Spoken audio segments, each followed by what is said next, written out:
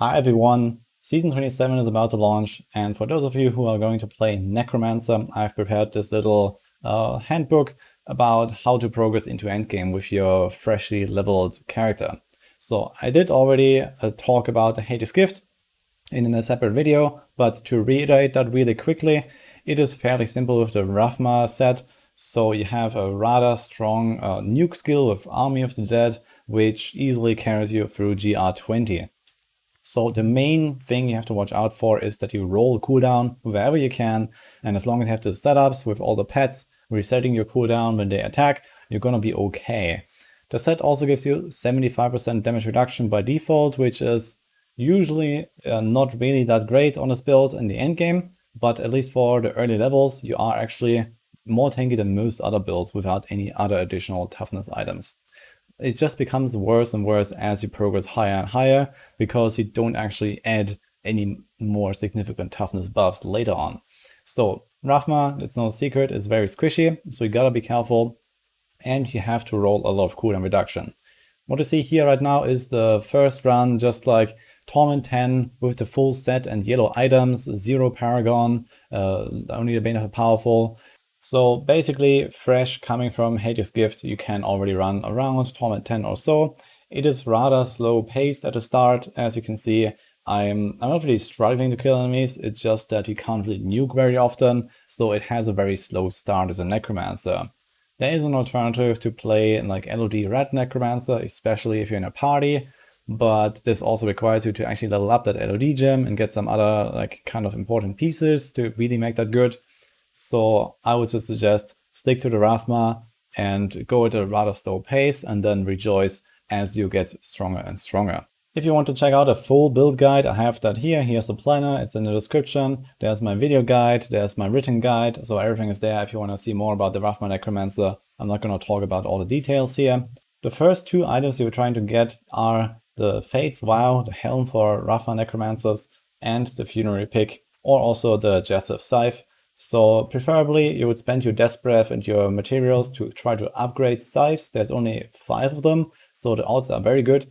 And you gamble Helms until you get those items.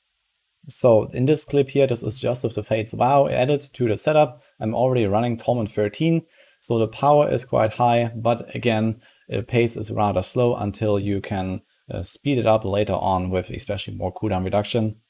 But you have the damage, and especially if you get Angelic Crucibles early on, if you get lucky and you can roll an item to sanctify it, you might get this Army of the Dead power that will significantly speed up your early game progression, because you have the permanent Army of the Dead effect around you that just kills the small enemies all the time, which is very nice.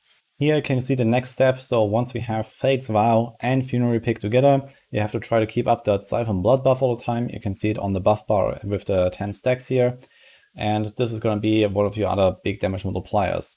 It's not really that great for like speed farming. Essentially, you want to actually replace that later on, but mostly for GRs, you're gonna be much better off with the Siphon Blood, because you can restore resources, you can heal yourself. It's a very nice item. And it does help you with the rather slow-paced playstyle where you can stand still and channel without really worrying. The problem, as I mentioned in the intro, is that as you become more powerful, your toughness doesn't really increase on this build, and while you have this rather strong 4-piece bonus with 75% damage reduction, you don't really add any more to it. So even a gold rep doesn't really cut it because of the rather slow pace, unless you get a boon of the Hoarder very early, so you gotta be careful even in those Torment runs early on, to not just chain die all the time. Here, this is Torment 60 now, so I added a Crispin Sentence. This is another really important key item that you usually have on every single Necromancer build, but it's a ring, and rings are hard to get, so this is something that you want to invest on after you have acquired the Scythes, maybe the Jessup Shield as well, and the Fate's Vow. Another important step is going to be the Crimson set. This one helps you a lot with the extra cooldown reduction, and you also gain extra damage and extra damage reduction, which you dearly need at this point. So this is probably a target to go for very early as well. So once you have those key items and you can kind of do Torment 16, we should probably try to group up with some people and farm Act 1. And there's going to be a lot of people that want Ring of Royal Grandeur, that want to craft a few pieces, like the Guardian set or the Crimson set. and generally it should not be a big issue to find bounty parties. So make sure you get the Crimson and the Ring of Royal Grandeur early, after you have acquired the key items. And once you've done that, you see it works much better already. This is a GR90, still with the 1 legendary gem and Paragon 200, just with those items added. And you see, like, stuff is just getting obliterated here. And again, if by this point you have the Angelic Crucible, which is not too unlikely, then it's going to be even easier, even smoother, and you will be blasting from that point forward. So Rathma is a really strong farming build, and also the Rift Guardian killer of the season in 4-man. So you're gonna take this all the way to the high end if you want from this point.